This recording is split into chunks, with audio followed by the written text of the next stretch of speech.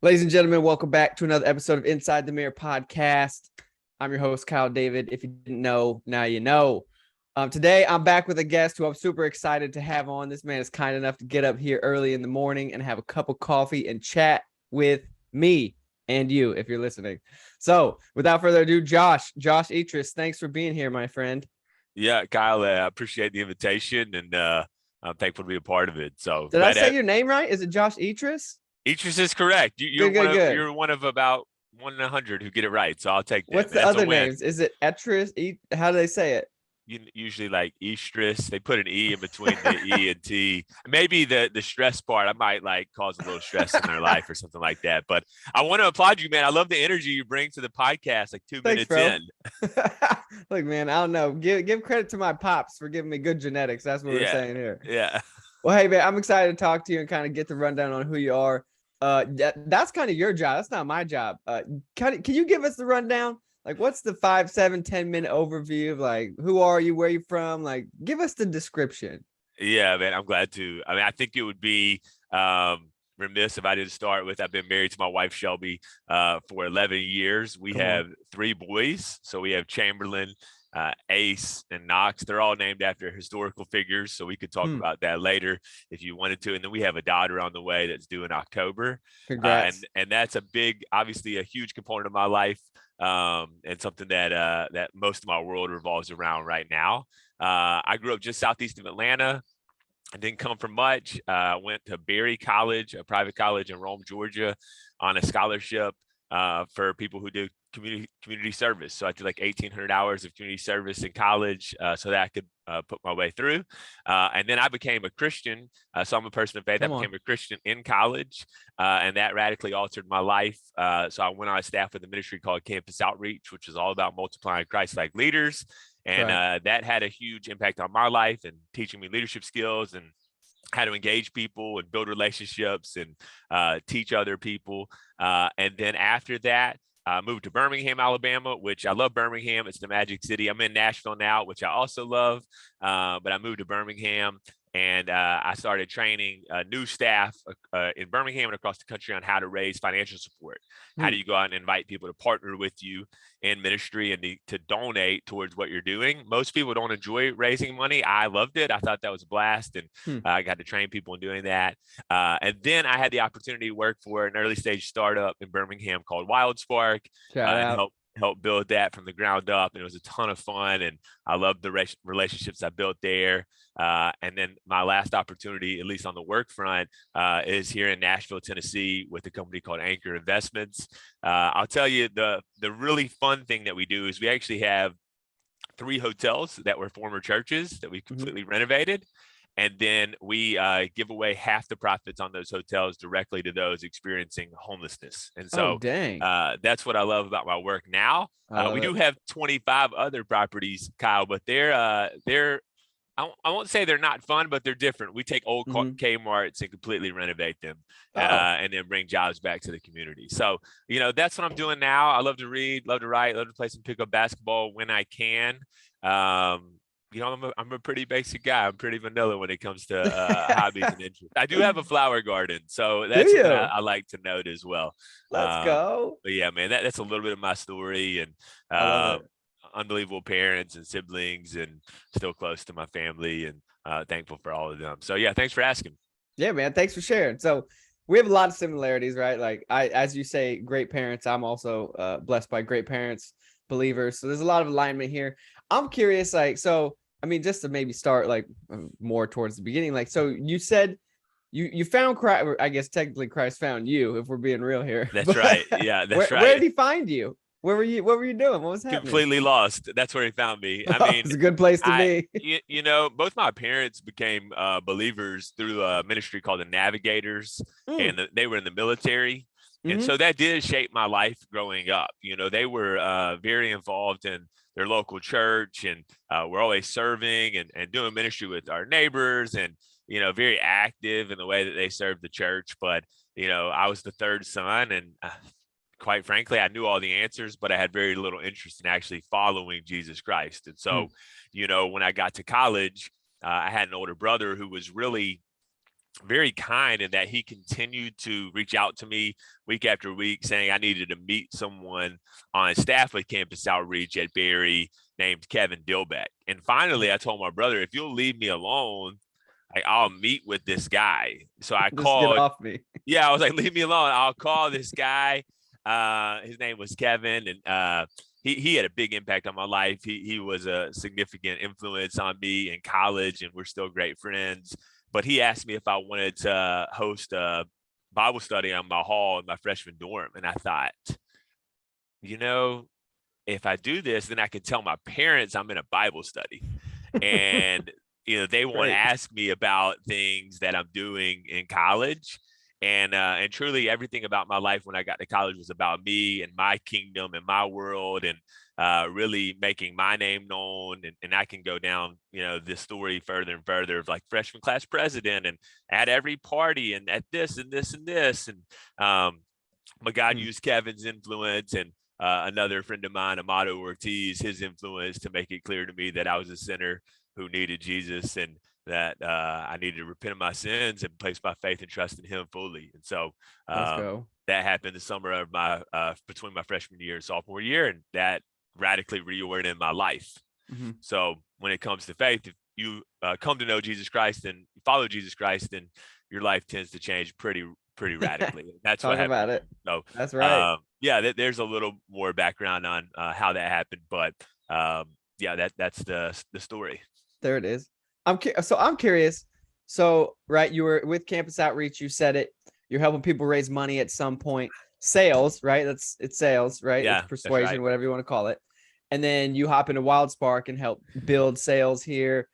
I mean, I've watched your career. I've read your career. I've stalked your LinkedIn page. Sorry. Right. So then you've gone on, you've been COO, you've ran ops and been a chief executive for several companies. So I'm just curious, like, do you think that, I guess there's several questions within that. Do you think that your faith has played, how has your faith played a role in your business success? Well, I think it's played a significant role. John 15:7 says, if you abide in me and my words abide in you, ask whatever you wish and it will be done for you. So I don't believe that means I just say, I need a brand new fill in the blank. I need this fill in the blank. But I would spend and do spend a significant amount of time praying for things in our business. And so, at WildSpark, I had a big whiteboard and every opportunity that was in Salesforce or every demo that we would have, a discovery call, or, anytime I'd be engaging with prospects, I would have spent time that morning specifically praying for outcomes related to that. And I often would see God answer those prayers, and I would keep track of that. And I would have other team members come by and they'd be like, man, what is that on your whiteboard? I'll be like, this is what I prayed for. This is what God did. And actually began to see other team members do that as well. When I joined the leadership team with WildSpark and Fire Seeds, we took time every week as a leadership team to pray for our team members, to pray for our work, to pray for the partnerships that we had. And so that played a significant role. And I believe God was really faithful to answer a tremendous amount of prayers. So that would be number one. Number two is, as a person of faith, I think the ability to live out the fruit of the Spirit, love, joy, peace, patience, kindness, goodness, gentleness, faithfulness, and self-control, that shapes how you interact with everyone in business. If you engage with people in those ways, it's incredibly healthy. People respond in incredibly healthy ways. And so it's not in a selfish way, like, oh, if I do these things, people will really like me and it'll benefit me. It really is outward focused to say it's better to serve than to be served. And that's really shaped the way that I've engaged with, external clients, but also internally with team members when I'm in a really healthy place. Right. And I would say those are the two frameworks or paths from a spiritual perspective that have shaped my life and business. That's a good answer. I'm glad to hear that. And now I'm going to double click into something you said, right? You said when I'm in a healthy place, and we're very similar. I've literally looked at, like, you had posted like your personality, like traits and profile. So I kind of scanned through it. So you're right. You're a driven guy. you're an outgoing person, you're a results oriented, those, all the things that of successful people have, right? A lot of us have in common. I'm not saying I'm super successful, but I'm just saying driven people, right, tend to have similar qualities. And you said when you're in a healthy spot. So I'm curious, like, because I think there's a lot of people that I personally feel, and a lot of others I talk to, who feel that tension of, right, I want to be humble and serve, and right, like, not make it about me, but then you work in a performance driven careers and businesses and things that really get that it's all about me type stuff going, with results and drive and promotions and money and success. So all that being said, like, how have you navigated those things as a person that's driven and motivated and wants to do big things? Well, I think there is such a thing as godly ambition. So you can have ambition that's really healthy. So I want that to be known first. But when I'm unhealthy, usually three things are happening in my life.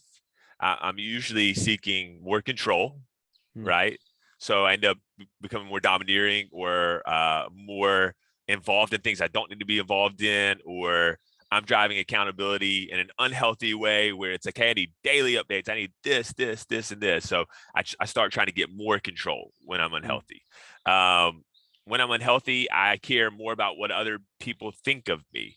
Right. So, for example, I might be on this podcast saying, I wonder how much I said and and things like that. Or what does Kyle think of me? What does my boss think of me? What do my neighbors think of me? So that's unhealthy.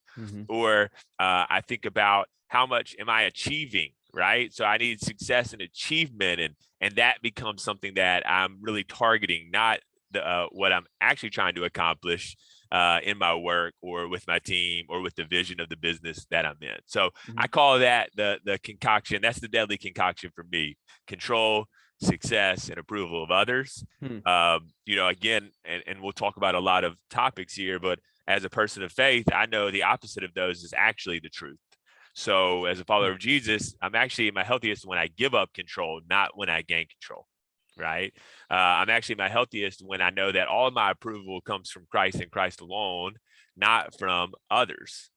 So I'm healthier when that happens. Right. I know that I don't have to be successful and achieve, because all of the success and achievement that I ever could accomplish has already been accomplished by Christ, who lived a perfect life for me. And that's how I address it, along with a group of men in my life who speak truth into my life and are regularly giving me opportunities to see things I can't see.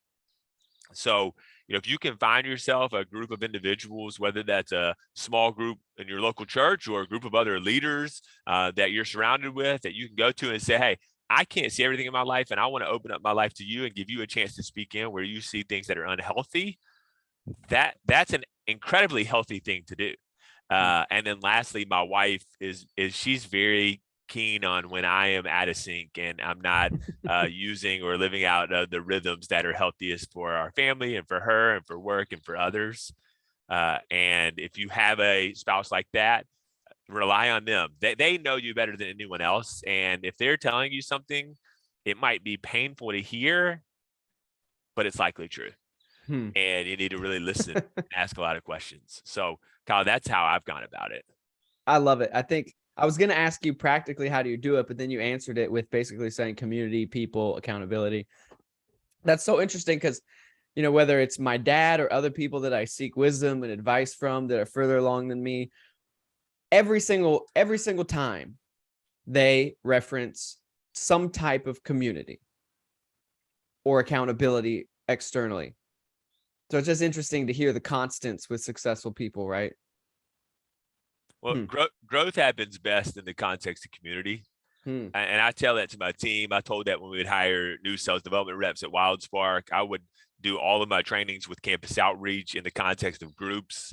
And anytime you find yourself or others getting isolated, it's a red flag. It doesn't always mean that something negative is going on or something painful is going on, but you should pay attention. At least your radar should go off to say, I wonder if everything's okay. Mhm. And so I try to avoid isolation. What I mean by isolation is I'm isolating myself from other people. Mhm. Not I'm going on a hike by myself to think and reflect and give myself quiet time, Sure. right? That's actually really healthy. Right. But when you isolate yourself from others, it's really dangerous. Mm-hmm. That's and you're so right, because like from my own experience, there was several years in my life where I went through some painful things and I withdrew from people, right? And I super isolated, and it was a dark, dark time. And it took literally the antidote to that was getting back around people and being around people that could speak life and truth to me, and everything changed, right? It didn't fix me, but it put me on the right path to start doing the things I needed to heal. So it's good to hear that, because I think that people need to hear that. I need to hear that sometimes, because I think, people like us, and when we're going in business, we can get so results oriented and so task oriented and be like, I don't have time for community and church or this or that. And it's a dangerous place to be. Now, I'm curious, this is maybe more of a selfish question for some of the sales folks out there and more of a mindset question, but for people that have, right, like I stumbled into sales somehow, right? God's provision.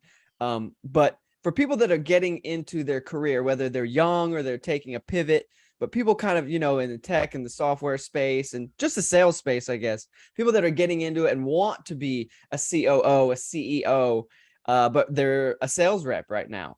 What would you say to those people that have massive vision but are still on rung number one? So let me reframe the question and make sure I'm capturing it correctly. A Mhm. brand new sales development rep, super eager, super hungry, maybe has a track record of success in college or in high school or whatever field they're coming from. They want to be on a leadership team one day and possibly in a VP or a C-suite role. And they're saying, how do I get there? What does it take to get there? Mhm. I would say, what does it take to get there? But also, what would you say to them, the person who's so ambitious that it's hard for them to do the entry level things? Does that make sense? Right. Okay, it makes sense. What I believe I would say in my experience, the first thing I would say is, in order to be faithful with much, you have to be faithful with little. Hmm. The first thing that you can do to put yourself on a path to that position is to be really good at the job you have today. Hmm. If you try to become good at the job you want tomorrow, then you'll fail at the job you have today. That's good. You have to focus on one day at a time. What does faithfulness look like for me in this role, while learning bits and pieces of the role ahead of you? That's good. Now you might be thinking about the role that's 4 or 5 or 6, 7 steps up. But I've always said the best way to get the next job is to be really good at your current job and to start doing the job you want to get promoted into without the title and without the pay raise, Hmm. in bits and pieces. Now, a lot of times people will want to do that early and they'll start to fail at their current job. So you need to be excellent at your first job, start to learn and do the second job that you don't have yet in preparation for that opportunity. That's good. Yeah, That that's would be good. my initial uh, consultation, like initial counsel for someone in that position. Yeah, I think that's right on. That's everything I've believed my whole life, career, past careers, whatever. I had a leader one time tell me, he said, he said, Kyle, the only way I'm giving you this promotion is if you actually do the job first. Exactly what you said. Yeah, Because I I said, would but I'm agree. doing so great in my role. And he said that you're correct. But I need you to start taking on the responsibilities of the next one and prove to me that you can already do it. And I think that's so good. I've seen so many people get promoted by doing that exact thing, right? And I'll say this, Kyle, too, to that individual. If you want to go faster, you have to be different. Hmm. Like, for Unpack example, that. people say, I want to get there a lot faster. I want to get there quickly. Well, you have to be radically different than potentially other reps. So if they're at home watching Netflix, which, hey, I like a good show on Netflix. I'm not hating. But if they're at home on TikTok all day, if they're getting up late, coming in about 9 o'clock and rolling out about 4 o'clock, and you have to be different. You're going to be getting up early to meet with older individuals in your field so you can learn from them, to setting up times with people who are ahead of you in life to ask them questions. You have to be reading books when you get home from work. You have to be, living diligently in the time outside of work to speed up what's possible at work. Hmm. So you can radically accelerate your life at work by the way that you live in the hours outside of work. Mic drop. That's a And bomb right there. that's Okay, cool. what I would recommend too. That's great, because that leads me to asking you some tactical questions about. Okay, so first of all, congratulations on the 10,000 LinkedIn followers. That's Thank you. huge. I Yeah, appreciate man. that. So yeah, those of us who are on LinkedIn and trying to make moves and just be ourselves and put out a bunch of content on LinkedIn, such as folks like you that have been successful at it, that to me just shows a little bit of the discipline and probably the way you live your life in other areas. Can you unpack that a little bit about what you were just saying, even more about like the daily habits and the things that you have in place that have got you to where you are, whether it's routines, mindset, again, practical habits? How do you, I mean, even to the point where how do you post on LinkedIn so consistently, work a job, have a family? I know that's like 3 questions, but right, Yeah, like the posting on LinkedIn, perhaps this will be disappointing for anyone in your audience who's seen me post on LinkedIn, but for the most part, I'm such a deeply flawed person. I can just share the opposite of the mistakes I've made. And I've made so many mistakes. You just share the opposite of it. You're just like, oh, if I did it this way, then that would have been good. And you share that as the leadership tactic. That's pretty solid.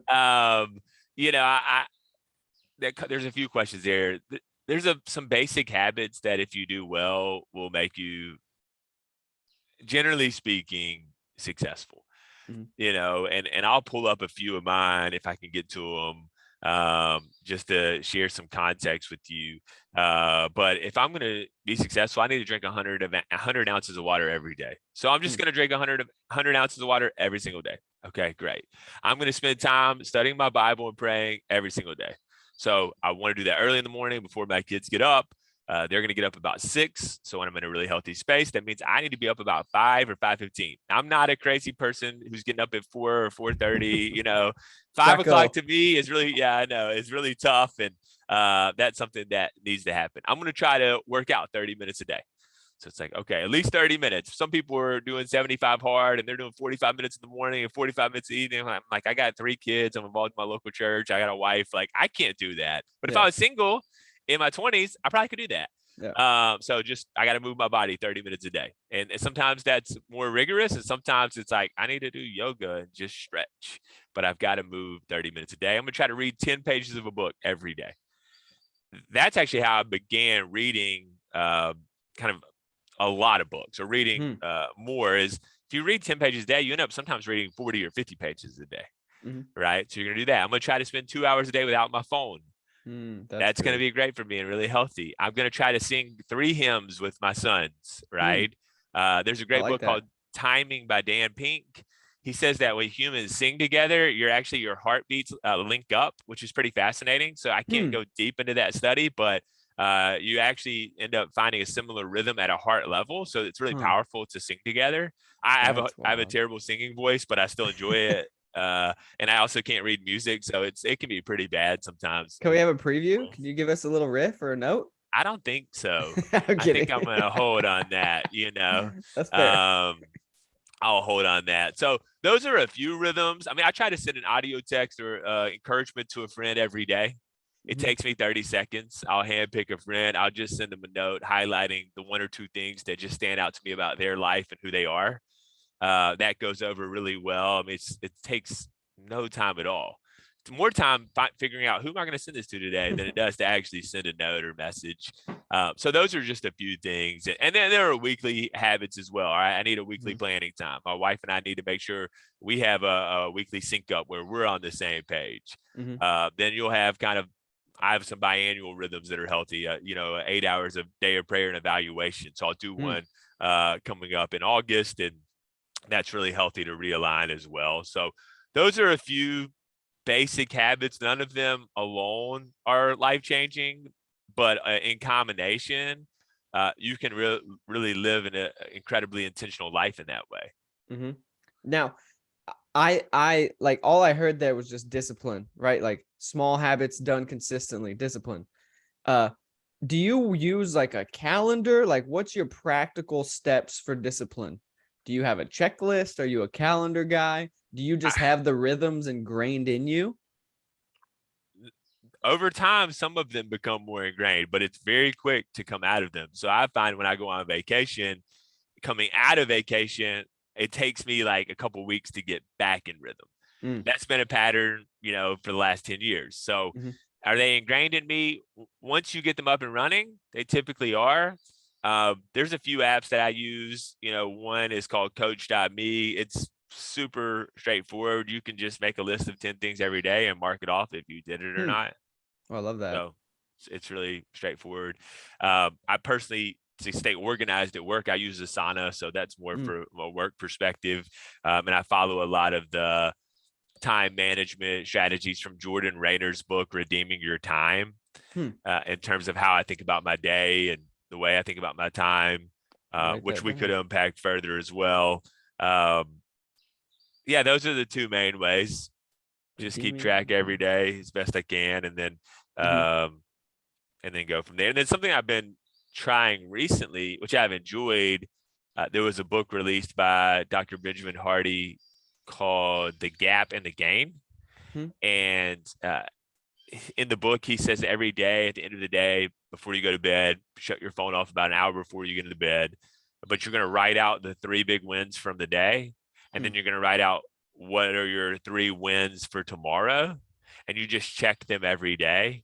And so every day, no matter what's happened, you're always winning and you're always feeling momentum and confidence in what you can accomplish and what you can do.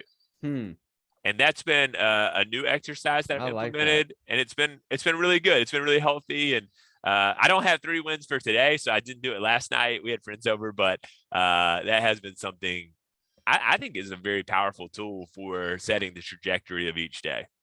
I like that. It's almost like a mindset hack, right? It's just telling yourself, well, it's not really a hack. I mean, it's if you're winning, you're actually winning. You're always winning. And there's always 3 wins. Even if you had a really challenging, hard day, there's always going to be 3 things you can look back on and say, you know what, that was a win. And this was a win. And this was a win. How about this? So there's no way that everything in your life has gone up and to the right? It just doesn't happen that way. It doesn't happen for me. It doesn't happen for you. It doesn't happen for anyone.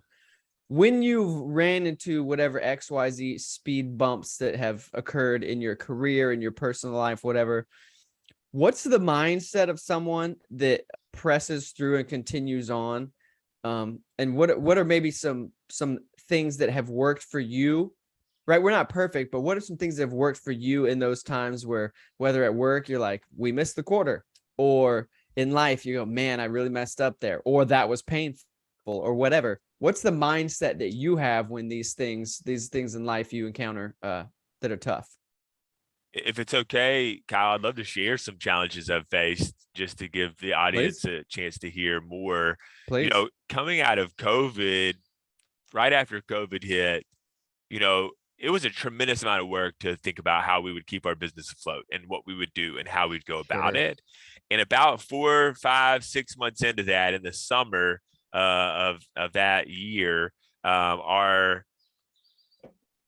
was feeling just low levels depression. I had no energy at 1 o'clock. I was just drained every single day. I was feeling a tremendous amount of anxiety about work and sales and numbers and how we would get things done. And, I found myself really paralyzed by the challenges of life. And, I went to the doctor. I was like, what? I mean, I was like, something is wrong with me. Like I've something physically wrong with me. And they checked me out. They're like, no, you're fine. I'm like, okay, well, I'm certainly dealing with some unique things here. And, I found myself wanting to sleep more, to disengage. I didn't want to take on my normal responsibilities. I had a panic attack before perhaps the biggest sales meeting of my life. Middle of the sales meeting, there's 12 executives on a Zoom call, and I just get off the call. I just say, hey, excuse me, I've got to leave the call. I just left the call, and really, I completely left the call. I went out in the hall and I was like, I got to find anybody else in this office who can come in and rescue the call. And every single person in our whole office, up and down the halls, was on a call. Every single person. I had a panic attack on the call. I could see myself in the corner of the room. Anything that you Google about panic attacks, I was having it. And so I just went back into the call and I said something, but thankfully there was this a person on the call who was really interested in our product, and he just pitched it to his whole team, and they still bought it and became one of our largest partners in the history of the business. And but the way Phenomenal. that I went through it is I opened up to 3 or 4 key people, and I got time with them, even though I did not think I feel or since I was thinking clearly. I just shared with them what was going on. I got back to the real basics in my life. Instead of trying to do a 30-minute workout, it was like, I just need to walk for 10 minutes each morning. Instead of trying to read and study my Bible and pray for 30 minutes to an hour, I was like, I just need to do this for 5 minutes. Instead of whatever things I was trying to accomplish, I just shrunk the change down to really small increments. And I was like, if I just do these things, we're going to make it. And I know as a person of faith, I was like, God has a history of kindness towards me, and I have no reason to believe he won't continue to be kind to me. And 3 or 4 months of that, I found myself coming out of that. So I do have a family history of depression, and my mom and my brother, and that's not uncommon in our family. But it was, I would say it was uncommon for me. But that's how I worked out of it, is just like, what are the smallest habits that I can do on a daily basis that I can commit to, even with the limited energy I have, even with the anxiety or what I'll call mental fog that I have, to move forward. So don't hide it. Don't shy away from it. You need to open up to other people. You need to tell them about it. You need to get their input. You need people in your life who care for you and love you. It can help you get back on track. And that will really carry you very, very far. That's good. That goes back to what you said earlier, just about having community and people that you trust and can process with. That's right. You have to. Yeah. And so I've experienced similar things. Like, so I dealt with addiction for a long time. And so when I got sober, it was very difficult, but the one thing that kept me going, well, not the one thing, obviously multiple things, and the Lord, of course, but those small things I put in front of myself of like, I just got to stay sober today, or breaking it down to just for this hour, or just for 30 minutes. That's bro, right. You got to sit down for 5 minutes and do nothing and make it through that. And so that's funny you said that. I've heard a lot of people say just breaking things down into very small bite-sized chunks so it doesn't seem overwhelming. You have to do it that way. I mean, two ways I've done it is really small chunks. So I have to think in increments of 30 minutes to an hour, right? Like, or I think in light of eternity. So anything in between eternity and the next 30 minutes, I couldn't allow myself to think about. I just wasn't in a position to think properly or healthy about it. But oftentimes when I think about my life, I try to say, Kyle, in 150 years, my great grandkids won't even know my name. And if they do sum up my whole career, they might say, oh yeah, my great great grandfather, he was in sales. They'll sum up 60 years of my working life in 3 words or less. And so I try to remind myself, yes, I want to focus on results, but I say you focus on people and results, but always people before results. And so either 30 minutes or eternity. That's huge. So that's funny. So I'll ask you this. So, and maybe this is a wild question. So the beginning of this year, I felt like the Lord kind of put on my heart, like, or challenged me that I don't think kingdom mindedly very well. And I would agree. I probably have done a really poor job. So I've tried to implement things. What would you say? How do you practically have a mindset that's kingdom minded, right? It's when you get caught up in the rat race, for lack of a better term, of the world. How do you keep that perspective? It's interesting you asked this. So worked for Campus Outreach for 6 years. Everything about it was multiplying Christ-like leaders or building laborers on the campus for the lost world. Most people would say, well, that's just the most kingdom-minded you can be. You're in full-time ministry, and all you think about is growing the kingdom and building the kingdom and things like this. But just recently, there was a former student who called me, and he's now in business, and he has been for a long time. And he said, man, now that you're in business, he's like, are you still following Jesus the same way? Like, was it all this energy went into ministry, and now you just turned all this energy into business? And like, is Jesus still part of your life? Are you still talking about him? Are you still trying to share your faith? And, I told him, I said, man, I'm doubling down on Jesus in business. I think about it in 3 ways, being kingdom minded. There's 3 pillars. If you have the stool, and the stool represents Jesus Christ, the 3 legs are: 1 is the creation mandate. Go be fruitful and multiply. So number one, I think as a business leader, a big part of my life in business is to be fruitful and multiply. So that's number one. Number two, you have the great commandment. I need to love my neighbor as myself, or I need to I need to love God with all my heart, mind, and soul, and love my neighbor as myself. So that's number two. Number three is the Great Commission. Right? Go therefore, make disciples of all nations. You go down the list. So I say, if you're really living in a kingdom-minded way, you're seeking to live out all three of those with the resources and the time and the talents God has given you. So being fruitful and multiply, loving God with all my heart, mind, and soul, my neighbors, myself, and then go therefore and make disciples of all nations. Those are the three pillars that keep me kingdom-minded. Now in business, well, I appreciate that. It's in business, people tend to think, well, I'll just leave the go making disciples to the missionaries, and the missionaries think I'll just leave the going to be fruitful and multiply to the business people. And there are different ways we get to do that, that keep you in alignment. But another way my wife and I try to stay kingdom minded is we have family values over our dining room table. So it's Etress is honor the Lord.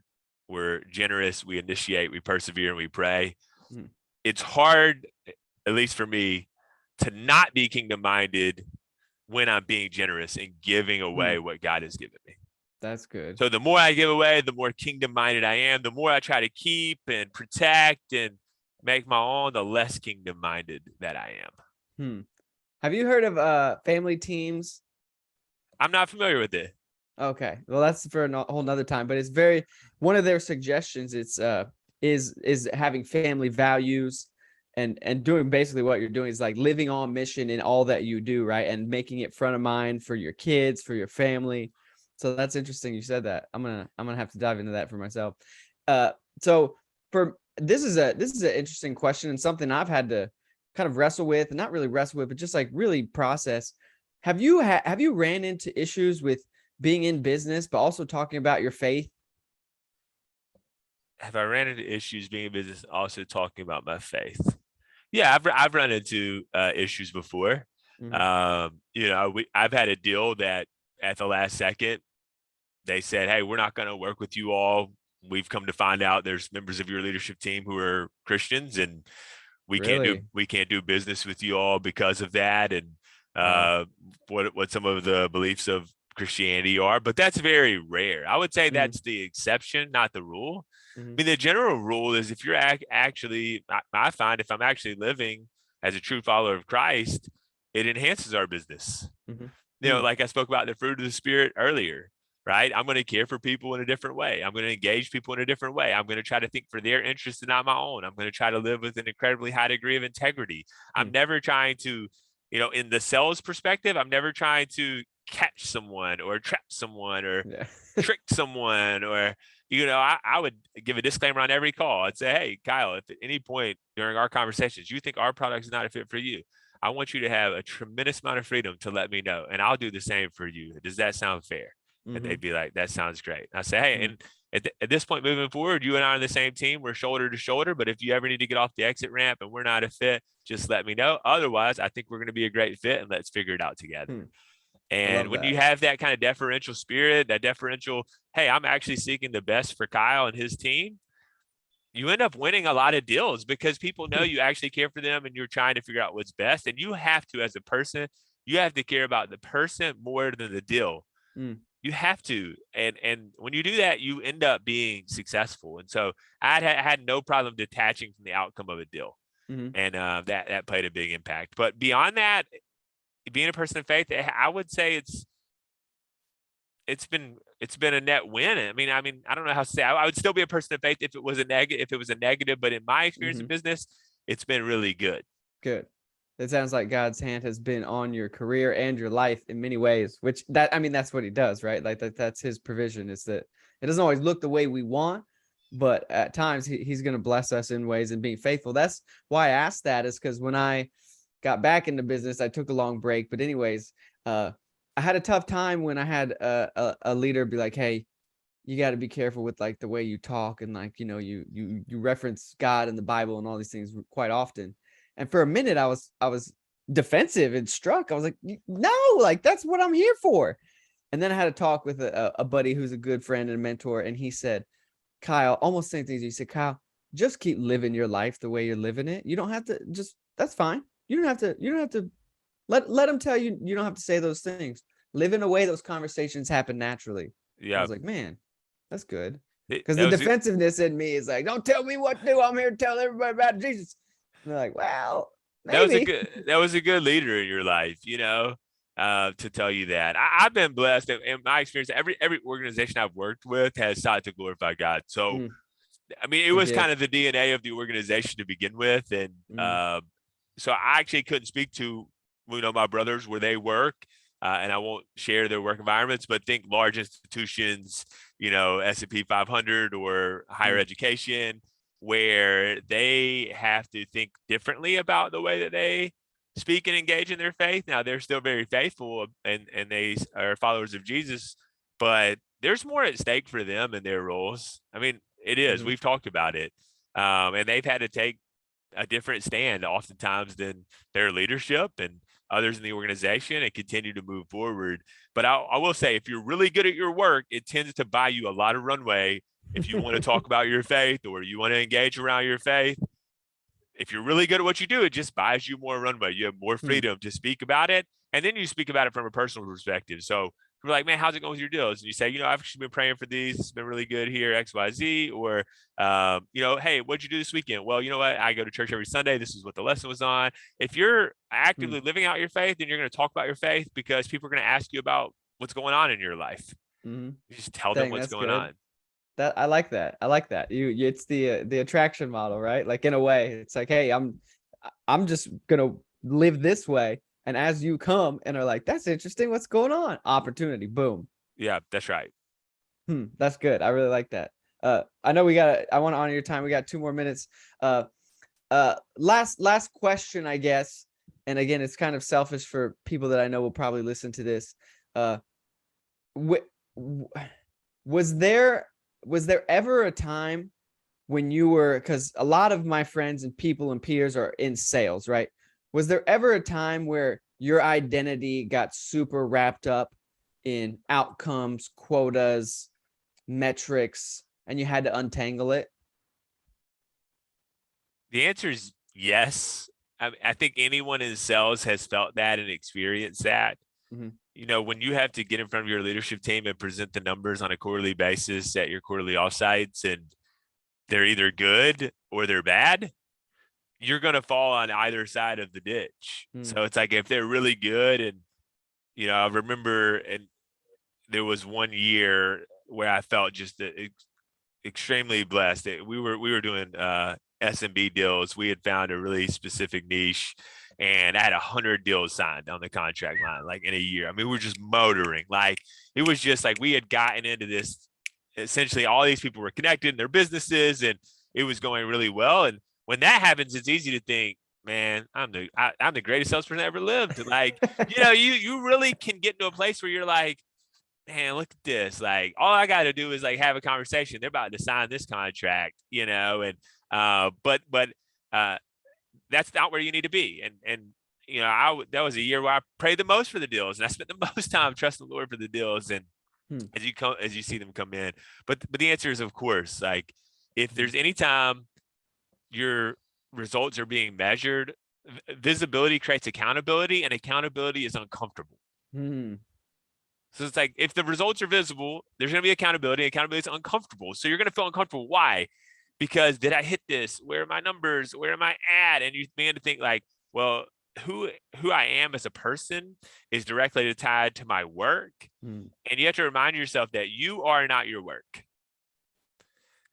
Yes, you do work, and you want to do good work, and work matters, but you don't want to become your work. And there were certainly times where I placed my identity in work, and if I was doing well at work, things were going well at home. If I wasn't doing well at work, things weren't going well at home. So the answer is, of course, yes, absolutely. There are times that happened.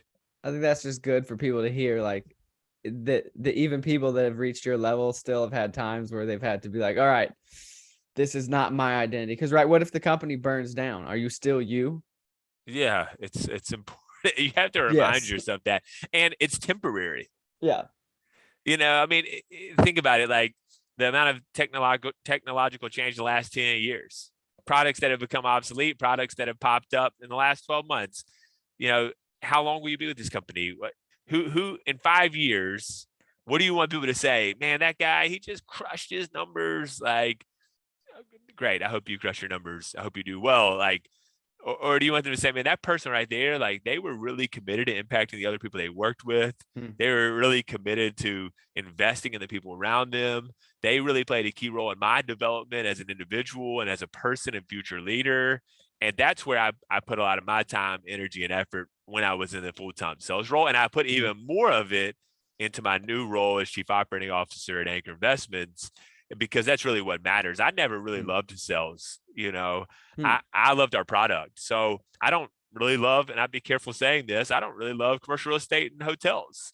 I love what we can do through them. I love the people that we can invest in. I love the way we can redeem hospitality and reimagine it. I love the way we can restore communities by giving back. And so I try not to find my identity in my specific role or my specific company.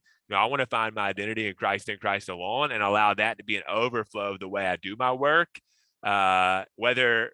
regardless of what I'm doing. And I've had a lot of crazy jobs prior to getting into the business world and even ministry. And so whatever I'm doing, I want to seek to honor the Lord with my work. I love it. You're inspiring, man. I appreciate that. Any last thoughts? Well, first of all, I would say this too. It's so interesting.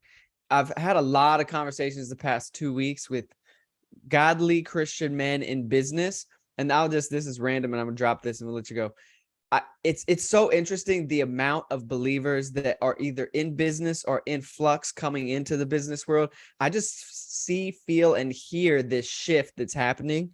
And I don't know if you feel it or if that's even something on your radar, but I just wanted to drop that right there. It's very interesting to me. Hey, well, I'm glad that's happening. I hope it happens more and more. I've found historically, if you go back, when Christians get involved, true followers of Christ, things get better. Yep. Things get better, right? Because we're going to go be fruitful and multiply. Right. And so it's always exciting for me to see that happen. Kyle, before we finish, I do want to tell you, you ask incredible questions. You bring great energy. Man. Your follow-up questions are spot on. Top-notch podcast interviewer. Oh, thanks, man. I appreciate it. Well, this was a blast. I'm going to see you probably in 15 minutes on LinkedIn posting something. So thanks for what you do, man. Like what you do on LinkedIn. I don't know how you feel, but like, I'm sure behind a phone screen, a computer, sometimes you can't sense or gauge impact, but like, it's massive, man. There's times where I've been on LinkedIn and you said something that I needed to hear, like in the moment. So just want you to know that, man, it's impactful. So thanks for what you do. Hey, I received that. And I thank you for saying that, Kyle. Absolutely, man. All right. Well, ladies and gentlemen, this has been another episode of Inside the Mirror podcast. This has been an incredible episode. Josh, thanks for being here. Have an awesome weekend. I'll see you soon, my friend. Sounds good. See you later. Later, brother.